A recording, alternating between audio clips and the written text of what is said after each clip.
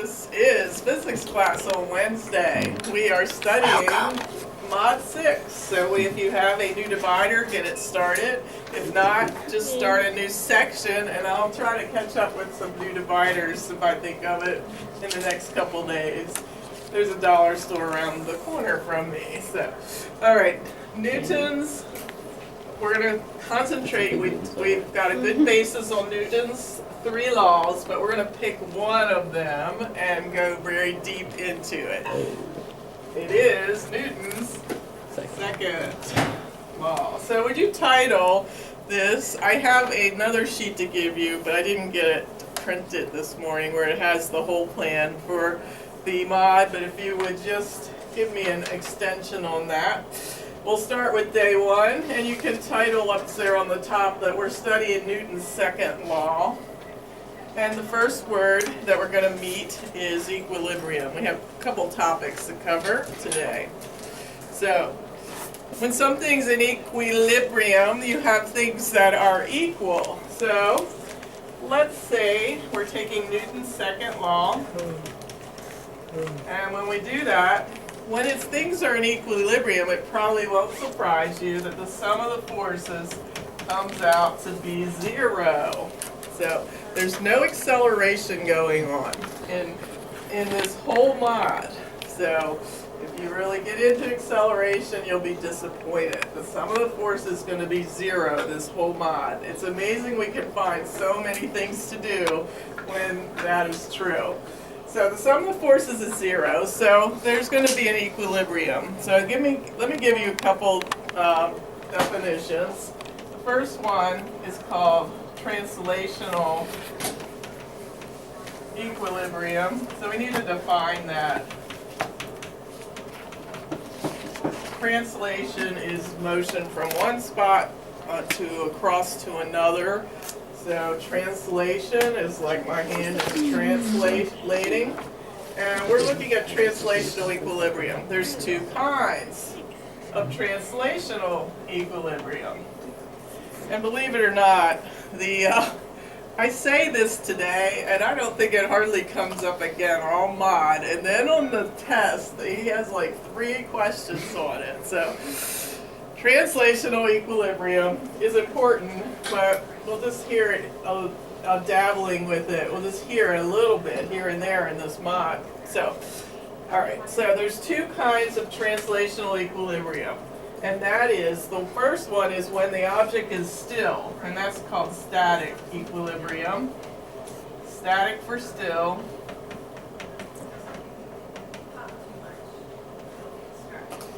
And I'll put the word still there. And actually, we can have an equilibrium with motion, but the velocity is constant. So that's the other case. So there's 2 kinds of translational equilibrium. Either the thing is still, or it's moving with a constant velocity. And we call that dynamic equilibrium.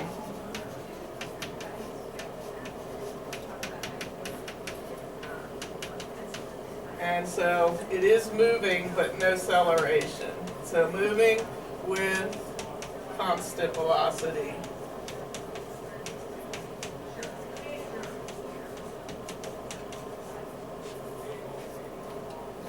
So I'll indicate acceleration is 0 for that.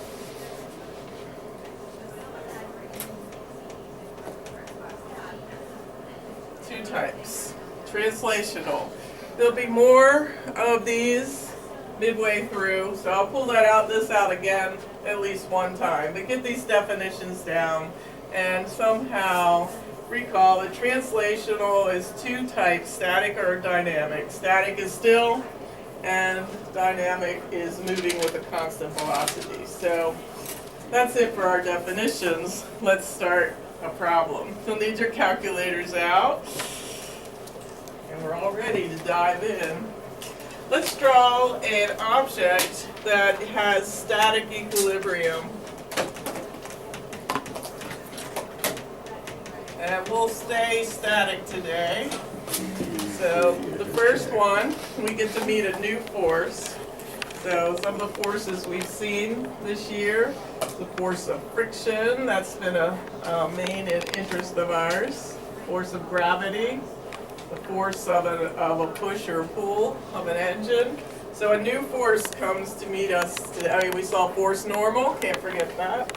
So here we have an object. This is like a ceiling of some kind, and there is a string, a wire, a cable, a rope, a chain, something like that. So I'm just going to call it a string, but it doesn't have to be exactly a string. So I'm balancing, or what do you call it? Suspending? Hanging. How about that? I'm hanging an object by a string here from the ceiling. So, do you see any examples of that in this room? No. There's nothing hanging from the ceiling in this room. So, we're going to look at the forces here. It is in static equilibrium. It's not swinging. It's still. It's not the dynamic where it's moving with a constant velocity. It's still. So, what are the forces acting on it? So remember, this thing is suspended or hanging. So the forces are still gravity. So we're going to put gravity is going to be the weight of the object is, gravity is pulling on the weight of the object and the amount of mg. So I'll just, negative, so I'll just write it like that. Yes, Brandon? Is static, friction working on it still because of air resistance? What about static friction? Like, is it still on that because of air resistance? Is like still In friction? Air resistance and friction are here. we are talking about that. Since it's still, Are you saying that's another force? yes. Alright, we're ignoring that. We're doing that. Okay. But would that be true? Right, it is. Okay. Alright, so definitely there's interaction from the air molecules. Let's look, because they're actually bumping into it and so forth. So, but we're going to ignore that. We'll say it's negligible. So we have the weight of the object down, and can anyone think of another force that must be present? Because if this is the only force here, we will accelerate downward. But I already told you it's still. So what's the other force? If you don't know its name, describe where it's coming from. Brandon? The rope hanging into the ceiling, like keeping the rope. The rope, yeah. So that the rope is applying a force, or rope, the line, the chain, the cable, whatever, the skinny little thing. I'll say the string, but you know it could be any of those things. There is a equal and opposite force, otherwise it would be accelerating, and it comes from the string. And it's when you have a suspended object like that, the force is called tension. Did you feel the tension in the air when I stopped? Tension. Alright, so tension is the name of the force. It is always away from the object that's being suspended. So the tension in the string is upward, and that is our new force for today. Alright, and we're going to do some problems with tension on it. If the thing is still, if it's not bouncing or swinging, then the tension in this, as it is, this is static, it's still, the tension is going to be mg upwards. Because we know it has to be balanced from the weight. It has to balance the weight so that it's still. So tension is mg upwards in this picture, and weight is mg downwards. Any questions about that? Alright, calculators out and on.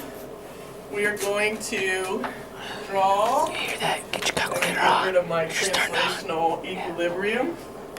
We're going to draw, how many minutes do you think we're going? I keep forgetting to time it. Let's stop that. I don't think we went over 15, Not yet. but just stop it and we'll start timing. Commercial So, break. Be right back. Commercial break. Yeah.